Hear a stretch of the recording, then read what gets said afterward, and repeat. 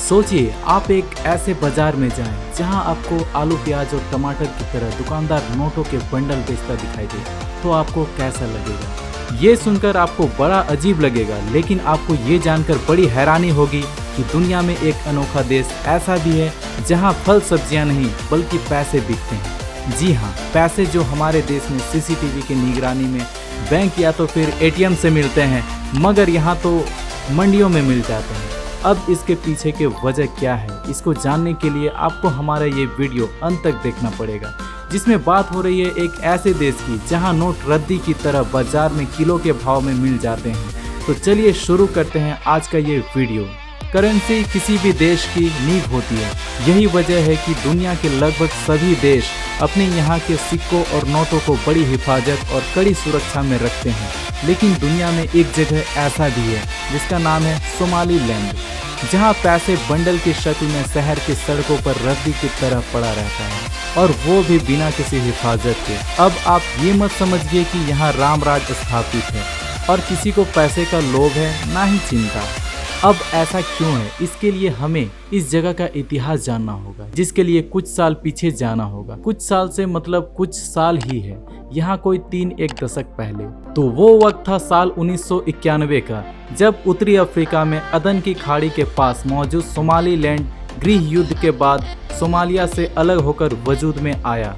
यहाँ के लोगों ने तो इसे अपना नया देश मान लिया, लेकिन किसी भी दूसरे देश ने इसे मान्यता नहीं दी। लेकिन मीडिया में छपी खबर बताती है कि यहाँ के 40 लाख की आबादी खुद मुख्तर जमहूरियत का दावा करती है, मगर इस जगह की हैसियत बेहद गरीब मुल्क वाली है, क्योंकि यहाँ ना कोई सरकारी व्यवस्था लागू है और ना ही यहाँ के लोगों के लिए रोजगार का साधन है। वैसे यहाँ से भारी मात्रा में ऊँटों का निर्यात होता है, लेकिन फिर भी इतना नहीं कि देश के लोग सुकून और आराम से जिंदगी जी सके। यहाँ का ज्यादातर हिस्सा रेत की चादर से ढका हुआ रहता है। वहीं पानी की कमी की वजह से इलाके में सूखा पड़ जाना आम बात है। नतीजा ये है कि सोमालीलैंड में साधारण नहीं बल्कि गरीब का स्तर बहुत भयंकर है, और यहाँ के करेंसी का नाम है सोमालीलैंड शिलिंग, जिसका वैल्यू चूरन में मिलने वाली नोटों के बराबर है। मगर फिर भी यहाँ सोमालीलैंड के 500 और 1000 के नोट ही चलते हैं। बताया जाता है कि यहाँ एक अमेरिकन डॉलर के बदले 8500 या तो फिर 9000 सोमालीलैंड शिलिंग के नोट मिल जाते हैं। वहीं अगर कोई $10 दे दे तो उसको नोटों के वैल्यू के हिसाब से नहीं बल्कि किलो के हिसाब से एक शिलिंग दिया जाता है, और वो भी 1-2 किलो नहीं, पूरे 50 किलो सोमालीलैंड शिलिंग। वहीं अगर यहाँ किसी को सिगरेट की तलब लग जाए तो उसे एक सिगरेट खरीदनी हो तो उसे हमारे यहाँ की तरह 10 या 20 या 22 रुपये नहीं बल्कि पूरे 500 या फिर 1000 शिलिंग का नोट चाहिए होता है। थैला भर सब्जी खरीदने के लिए थैला भर नोटों की जरूरत पड़ती है, और अगर किसी को गलती से कीमती गहना खरीदना हो तो उसे सीलिंग का भरा नोटों का ब्रीफकेस नहीं बल्कि ठेला गाड़ी दुकान तक ले जाना पड़ता है। अब हम यहाँ आपको ई रिक्शा या तो फिर ऑटो का उदाहरण भी दे सकते हैं, क्योंकि यहाँ एक पहिया वाली ठेला गाड़ी सबसे ज़्यादा चलती है। यही वजह है कि यहाँ की राजधानी कही जाने वाली हर्सिया के बाज़ारों में अक्सर लोग ठेला गाड़ी पर ही नोट लाद कर चलते हैं। वैसे इस देश की खासियत भी है कि यहाँ एक तरफ भारत जैसा विकासशील देश में कैशलेस व्यवस्था के लिए अभी भी जदोजहद चल रहा है, तो वहीं यहाँ सालों पहले लोग कैशलेस हो चुके हैं, जिसका पीछे का वजह ये है कि यहाँ की करेंसी का भी डिवैल्यूएशन हो गया है, और करेंसी के रद्दी में तब्दील होने की वजह से लोग लेन देन कैशलेस करने में ही भलाई समझते हैं। वे छोटे से लेकर छोटी और बड़ी से लेकर बड़ी चीज़ों के लिए सिर्फ मोबाइल पेमेंट का ही यूज़ करते हैं, क्योंकि यहाँ ना तो क्रेडिट कार्ड का ज़्यादा चलन है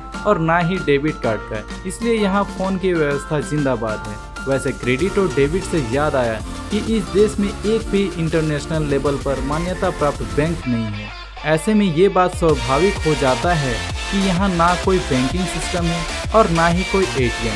यही वजह है कि आपको यहाँ भिखारी भी बहुत हाईटेक नज़र आता है, क्योंकि वो भी अपने लेन देन मोबाइल से ही करता है। वैसे सबके कैशलेस हो जाने की वजह ये भी हो सकती है कि कौन छोटी मोटी खरीदारी के लिए झोला भरकर नोट ढोते फिरे, इसलिए यहाँ आम और खास आदमी सभी कैशलेस ही पसंद करते हैं। फिर चाहे फुटपाथ पर सब्जी और फल बेचने वाले हो या बड़ी बड़ी चमचमाती मॉल हो, या फिर कोई भी साधारण सामान की दुकान हो, जो कि यहाँ के ज्यादातर लोग निरक्षर यानी अनपढ़ हैं या फिर कम पढ़े लिखे हैं। वैसे यहाँ लोगों के लिए पढ़ाई लिखाई का ज्यादा महत्व नहीं है, क्योंकि इस छोटे से देश में रोजगार मिलना ही बड़ी समस्या है। यहाँ के लोग मछली पालन और छोटे मोटे काम में लगे रहते हैं, जिसमें उनकी सिर्फ आजीविकता ही चलती है। साथ ही ये देश अपने टूरिज्म सेक्टर पे भी बहुत ज़्यादा निर्भर रहता है। बताया जाता है कि सोमालिया में बीचेस और यहाँ काफ़ी रहस्यमयी गुफाएं और जंगल है, जिस पर रिसर्च चलता रहता है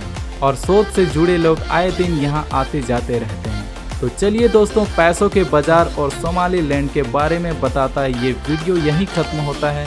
उम्मीद है आपको ये वीडियो पसंद आया होगा, और यदि ये वीडियो आपको अच्छा लगा तो दोस्तों ये वीडियो को लाइक कर दें और शेयर करना ना भूलें। और दोस्तों, अभी तक आपने यदि हमारे चैनल को सब्सक्राइब नहीं किया है तो दोस्तों सब्सक्राइब कर ले और बेल आइकन को प्रेस कर ले, ताकि हमारा वीडियो सबसे पहले आप तक पहुँचे।